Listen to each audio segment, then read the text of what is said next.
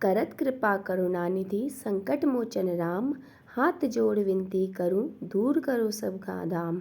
हरे कृष्णा, मैं नीलम आप सभी का आपके अपने चैनल प्रभु भक्ति संगीत में हार्दिक स्वागत करती हूं। आज की वीडियो में आप सभी का हार्दिक स्वागत है और मेरे पहले के अध्याय सुनने के लिए आप सभी का दिल से आभार। और जिन्होंने पहले के अध्याय नहीं सुने हैं वे आज का अध्याय सुनने के बाद पहले सारे अध्याय भी जरूर सुन लें। तो आज हम सबसे पहले सुनेंगे एक बड़ी ही प्यारी कथा। कृष्णाबाई नाम की वृद्धा महिला रहती थी। वह भगवान श्री कृष्ण की परम भक्त थी। कृष्णाबाई एक झोपड़ी में रहती थी। वैसे तो कृष्णाबाई का वास्तविक नाम सुखिया था, पर कृष्ण भक्ति के कारण इनका नाम गांव वालों ने कृष्णाबाई ही रख दिया था। घर घर में झाड़ू पोछा, बर्तन साफ करना और खाना बनाना ही यही सब इनका काम था। कृष्णाबाई प्रतिदिन अपने हाथों से फूलों की माला बनाकर दोनों समय श्री कृष्ण जी को पहनाती थी और घंटों कान्हा से बातें करती थी। लेकिन गांव के लोग यही सोचा करते थे कि यह बुढ़िया तो पागल है। अब एक रात ऐसा हुआ कि भगवान श्री कृष्ण जी अपने भक्त कृष्णाबाई के स्वप्न में आए और कहा कि कल बहुत बड़ा भूचाल आने वाला है, तुम यह गांव छोड़कर पास के दूसरे गांव में चली जाओ। अब क्या करे, मालिक का आदेश। तो कृष्णाबाई ने अपना सारा सामान इकट्ठा करना शुरू किया और साथ ही सीधी सरल कृष्णाबाई ने गांव वालों को भी बताया कि कल सपने में कान्हा जी आए थे और मुझे कहा है कि कल बहुत प्रलय होगी, इसलिए तुम पास के गांव में चली जाओ। अब लोग कहाँ उस बूढ़ी पागल की बात मानने वाले थे। जो सुनता वही जोर जोर से ठहाके लगाता। इतने में बाई ने एक बैलगाड़ी मंगवाई और अपने कान्हा की प्रतिमा और सामान को एक गठरी में बांधकर गाड़ी में बैठ गई और उसकी मूर्खता पर लोग हंसते रहने लगे। उसके जाने के बाद अपने गांव की सीमा पार करके अगले गांव में वो प्रवेश करने ही वाली थी कि कृष्ण की आवाज़ आई, अरे पगली, जा अपनी झोपड़ी में से वो सुई तो ले आ जिससे तू माला बनाकर मुझे पहनाती है। अब यह सुनकर बाई बेचैन हो गई और तड़प गई कि उसने इतनी बड़ी भूल कैसे हो गई। अब मैं अपने कान्हा जी को माला कैसे बनाऊंगी। तो उसने गाड़ी वाले को वहीं रोका और बदहवास होकर अपनी झोपड़ी की तरफ भागी। गांव वाले उसके पागलपन को देखते रहे और उसका खूब मजाक उड़ाते रहे। बाई ने झोपड़ी में जाकर तिनकों में फंसी हुई सुई को निकाला और फिर पागलों की तरह दौड़ती हुई गाड़ी के पास आई। गाड़ी वाले ने कहा, माई तू इतनी परेशान क्यों है। खुश नहीं होना, बाई ने कहा। अच्छा अब जल्दी चल, गांव की सीमा पार कर दूसरे गांव में चल। गाड़ी वाले ने ठीक वैसा ही किया। लेकिन अरे ये क्या, जैसे ही सीमा पार हुई गांव ही धरती में समा गया। सब कुछ जलमग्न हो गया। गाड़ी वाला भी अटूट कृष्ण भक्त था। येन केन प्रकारन भगवान ने कृष्णाबाई के साथ उस गाड़ी वाले की रक्षा करने में कोई भी विलंब नहीं किया। इस कथा का एक महत्वपूर्ण बिंदु देखिए कि भगवान जी जब अपने भक्त की मात्र एक सुई के लिए इतनी चिंता करते हैं तो भक्त की रक्षा करने के लिए कितनी चिंता होती होगी। जब तक उस भक्त की एक सुई भी उस गांव में थी, पूरा गांव बचा हुआ था और जैसे ही भक्त की सुई गांव से बाहर आई, भक्त उस गांव से बाहर आया, पूरा गांव जलमग्न हो गया। सारा गांव प्रलय में डूब गया। इसलिए कहा जाता है कि भरी बदरिया पाप की, बरसन लगे अंगार। अंत न होते जगत में तो जल जाता संसार। जय श्री राधा। भगवान के भक्तों की कथा सुनने से भगवान में प्रीति बढ़ती है, भक्ति बढ़ती और भक्तों के सहारे से ही भगवान की प्राप्ति हो सकती है। इसलिए भक्ति कथाएं, धार्मिक कथाएं नित्य नियम से सुनना चाहिए। यह कथा आपको कैसी लगी कमेंट बॉक्स में जरूर बताइए। अब हम सुनेंगे मार्गशीर्ष मास के 19वें अध्याय का महात्म्य। आज की वीडियो को आप पूरा अवश्य सुनिएगा क्योंकि आज की वीडियो में आपको भगवान श्री कृष्ण राधा रानी के बारे में ऐसा सच जानने को हो सकता है जो कि आपके मन में एक प्रश्न बनकर ही आज तक रहता हो। क्योंकि जिन लोगों ने इस कथा को नहीं सुना वो कभी नहीं जान पाएंगे कि भगवान श्री कृष्ण राधा रानी का सचमुच विवाह हुआ था। अक्सर आप लोगों ने यही सुना है कि भगवान श्री कृष्ण की प्रेम का था राधा रानी।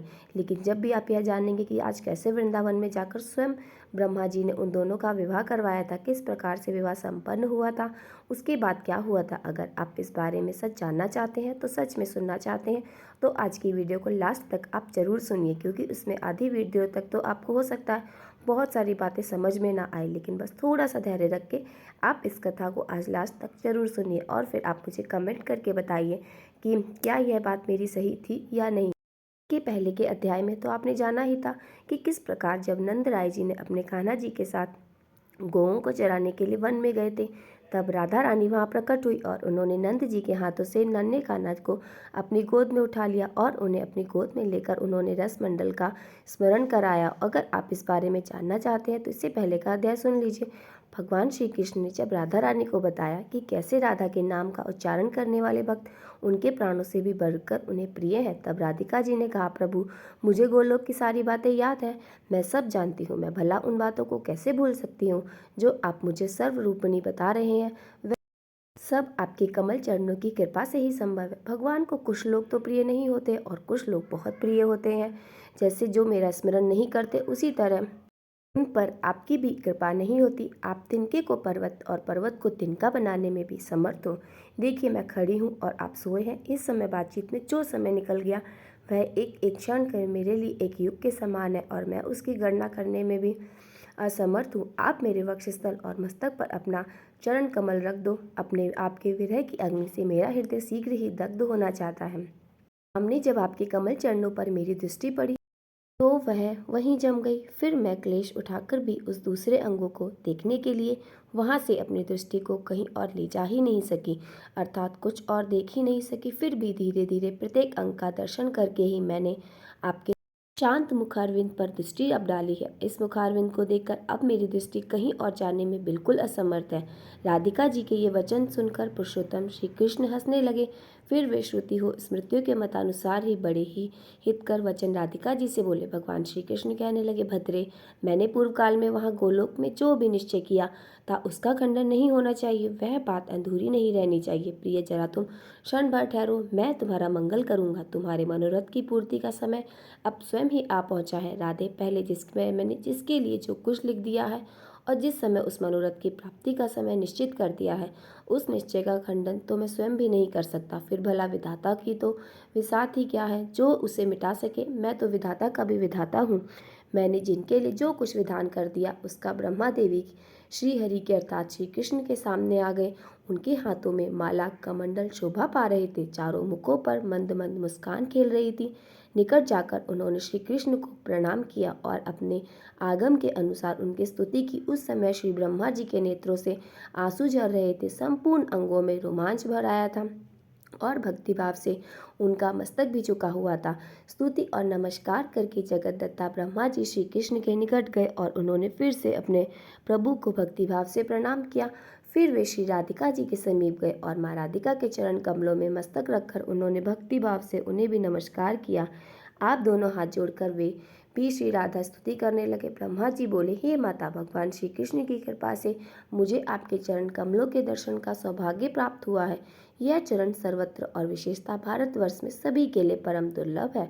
मैंने पूर्व काल में पुष्कर तीर्थ में सूर्य के प्रकाश में बैठकर परमात्मा श्री कृष्ण की प्रसन्नता के लिए 6000 वर्षों तक तपस्या की। तब वरदाता श्री हरि मुझे वरदान देने के लिए स्वयं पधारे। उनके वर मांगो। ऐसा कहने पर मैंने प्रसन्नता पूर्वक अभीष्ट वर मांगते हुए कहा, हे गुणात परमेश्वर, जो सबके लिए परम दुर्लभ है, उन राधिका जी के चरण कमल का मुझे इसी समय शीघ्र दर्शन कराइए। मेरी यह बात सुनकर वे श्री हरि मुझ तपस्वी से बोले, वत्स, इस समय तो मुझे क्षमा करो। उपायुक्त समय आने पर मैं आपको श्री राधा के चरणामृत के दर्शन कर अवश्य कराऊंगा और ईश्वर की आज्ञा कभी निष्फल नहीं होती, इसलिए मुझे आपके चरण कमलों के दर्शन आज प्राप्त हुए हैं। माते, आपके यह चरण गोलोक में और इस समय भारत में भी सबकी मनवांछित अंग से प्रकट हुई है और इसलिए सभी दृष्टियों से श्री कृष्ण के समान हो। माँ, आप तो परमात्मा श्री कृष्ण की देह रूपा हो, अतः आप इनकी आधारभूता हो। माँ, इनके प्राणों से आप प्राणवती हो और आपके प्राणों से यह परमेश्वर श्री कृष्ण प्राणवायु कृष्ण नित्य है और आप भी नित्य हो। आप इनकी अंश स्वरूपा हो और यह भी आपके ही अंश है। मैं जगत सृष्टा ब्रह्मा स्वयं का वेदों का प्राकट्य करने वाला हूँ। वेद को गुरु के मुख से पढ़कर लोग विद्वान हो जाते हैं, परंतु वेद अथवा पंडित आपके गुणों या स्रोत का शतांश भी वर्णन करने में असमर्थ है। फिर दूसरा कौन आपकी स्तुति कर सकता है? स्रोत का जनक है ज्ञान, सदा ज्ञान की जननी है और बुद्धि। माँ राधे, उस बुद्धि की जननी आप हो। फिर भला कौन आप स्तुति करने में समर्थ होगा? जो ईश्वर के भी ईश्वर परमात्मा है, उनकी योग्य और अयोग्यता पर भी समान कृपा होती है। जो पालन के योग्य संतान है उसका क्षण क्षण में गुण दोष प्रकट होता है, परंतु माता और पिता उनके सारे दोषों को स्नेहपूर्वक क्षमा कर देते हैं। ऐसा कहकर जगत श्रेष्ठा ब्रह्मा जी उन दोनों के सामने सर्ववांछित चरण कमलों को प्रणाम करके उनके ही सामने खड़े हो गए। जो मनुष्य श्री ब्रह्मा जी के द्वारा किए गए इस स्तोत्रों का तीनों संध्या में पाठ करता है, वो निश्चय ही राधा माधव के चरणों की भक्ति और दास प्राप्त कर लेता है। अपने कर्मों का मूलोच्छेद करके सुदुर्जय मृत्यु को भी जीतकर समस्त लोगों को लांघता हुआ वह उत्तम गोलोक धाम में चला जाता है। भगवान नारायण कहते हैं, ब्रह्मा जी की स्तुति सुनकर श्री राधा ने उनसे कहा, विधाता आपके मन में जो अभिष्ट हो वह वर मांग लो। राधिका जी की बात सुनकर जगत सृष्टा ब्रह्मा जी ने उनसे कहा, माँ आप दोनों के चरण कमलों की भक्ति ही मेरी अभिष्ट है, उसे ही मुझे दे दीजिए। विधाता के इतना कहते ही श्री राधा ने तत्काल बहुत अच्छा कहकर उनकी प्रार्थना स्वीकार कर ली। तब लोकनाथ ब्रह्मा जी ने पुनः भक्ति भाव से श्री राधा को प्रणाम किया। उस समय उन्होंने श्री राधा और श्री कृष्ण के बीच में अग्नि की स्थापना करके उसे प्रज्वलित किया, अर्थात उस अग्नि को जलाया।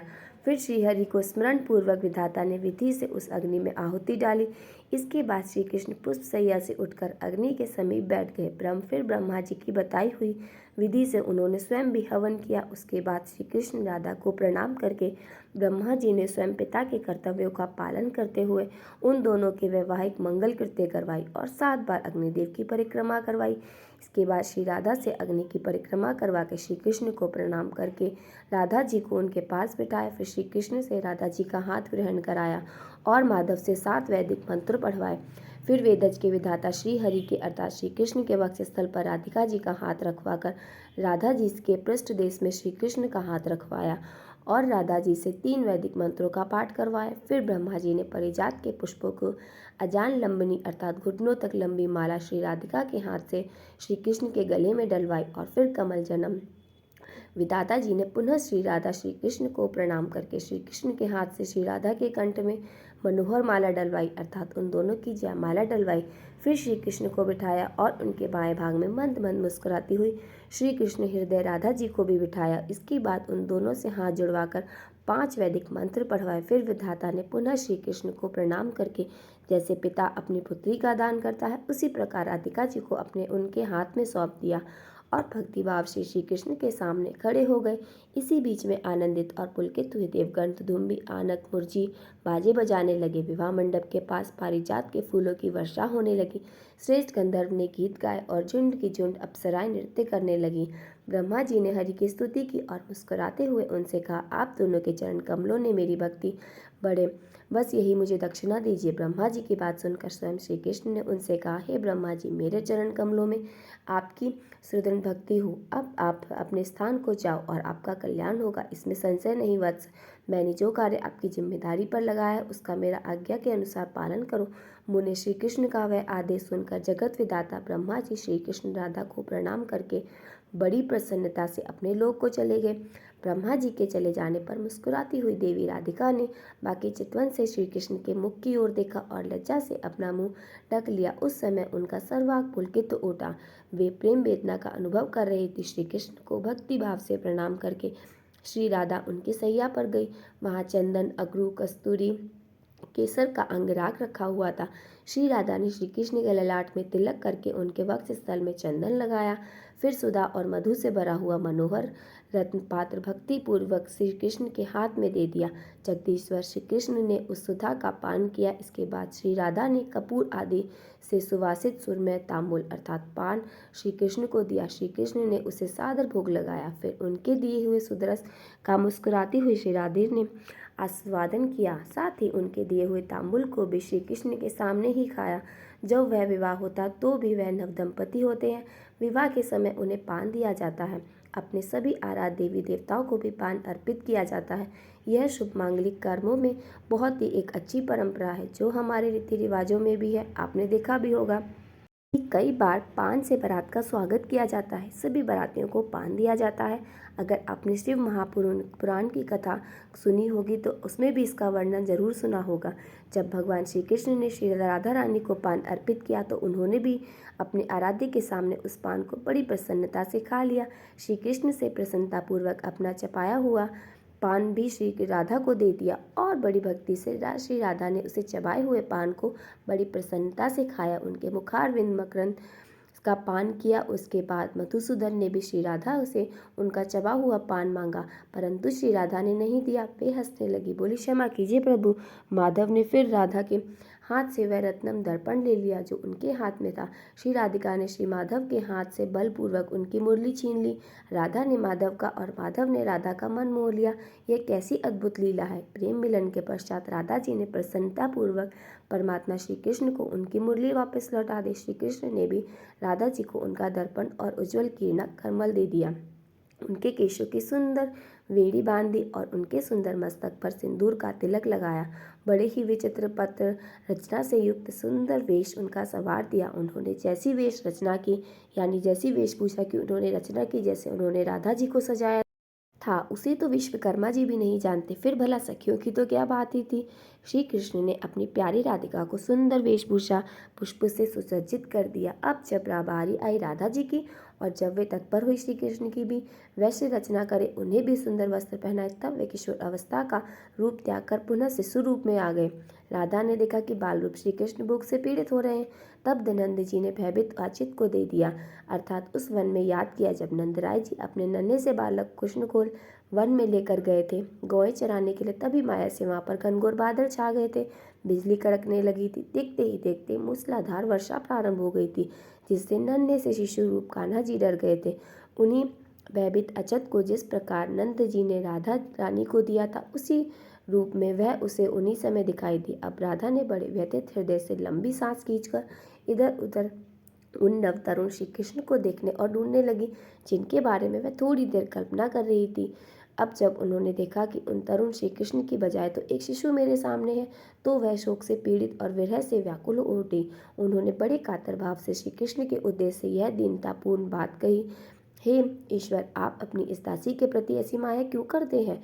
ऐसा कहकर राधा जी पृथ्वी पर गिर पड़ी और रोने लगी। उधर बालकृष्ण भी रो रहे थे।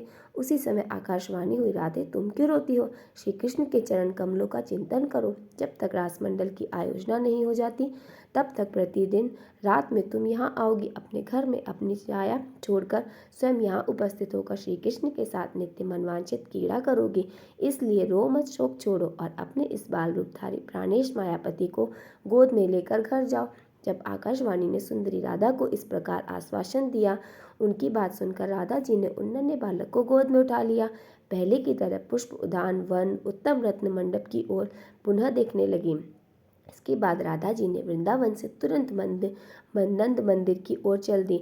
नारद वे देवी मन के समान तीव्र गति से चलने वाली थी, इसलिए आधे निमेष में ही जा पहुंची। उनकी वाणी स्निग्ध और मधुर थी, लेकिन उनकी आंखें लाल हो रही थी। वे यशोदा जी की गोद में उस बालक को देने के लिए तत्पर होकर इस प्रकार बोली कि मैया, ब्रिज में आपके स्वामी ने मुझे यह बालक घर पहुंचाने के लिए दिया था। भूख से आतुर होकर रोते हुए इस नन्हे से बालक को मैंने रास्ते भर यातना भोग रही हूँ। बड़ी मुश्किल से मैं इसे लेकर आ रही हूँ। मेरा भीगा हुआ वस्त्र इस बच्चे के शरीर से सट गया है। आकाश बादलों से घिरा हुआ है। बारिश की वजह से पूरे रास्ते में फिसलन हो रही है। कीचकाच बहुत बढ़ गई है, अर्थात कीचड़ कीचड़ ही जगह जगह हो गया है। यशोदा जी, अब मैं इस बालक का बोझ ढोने में असमर्थ हो गई हूँ। भद्रे, इसे गोद में ले लो और इसे स्तनपान कराकर शांत कर दो। मैंने तो बड़ी देर से अपना घर छोड़ रखा है, इसलिए अब मैं जाती हूँ। हे यशोदे, आप सुखी रहो। ऐसा कहकर उस बालक को देकर श्री राधा जी अपने घर को चली गई। यशोदा जी ने अपने बालक को घर में लेकर उसे खूब जी भर कर लाड़ दुलार किया और फिर उसे स्तनपान कराया। अब यहाँ पर एक बहुत गहरा रहस्य, जिसे ध्यानपूर्वक सुनिएगा। राधा जी अपने घर में रहकर बाहरी रूप से तो घर के कामकाज करने में लीन दिखाई देती थी, परंतु हर दिन रात के समय वह वृंदावन में जाकर श्री कृष्ण के साथ क्रीड़ा किया करती थी। घर पर तो सिर्फ उनकी छाया रह जाती थी। हे वत्स नारद, इस प्रकार मैंने तुमसे सुबत सुगत और मोक्षदायक पुण्यम श्री कृष्ण चरित्र कहा है। अब अन्य लीलाओं का वर्णन करता हूँ, सुनो श्री।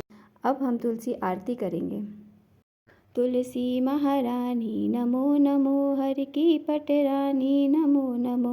तुलसी महारानी नमो नमो, हर की पटरानी नमो नमो।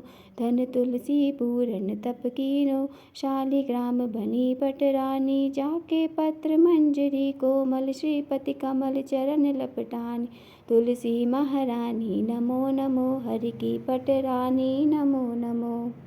धूप दीप नवेद आरती, पुष्पन की वर्षा बरसानी। 56 भोग 36 व्यंजन, बिन तुलसी हरि एक न मानी। तुलसी महारानी नमो नमो, की पटरानी नमो नमो। सभी सखी मैया तेरो जश गावे, भक्ति दान दीजे महारानी। नमो नमो तुलसी महारानी, तुलसी महारानी नमो नमो। तुलसी महारानी नमो नमो।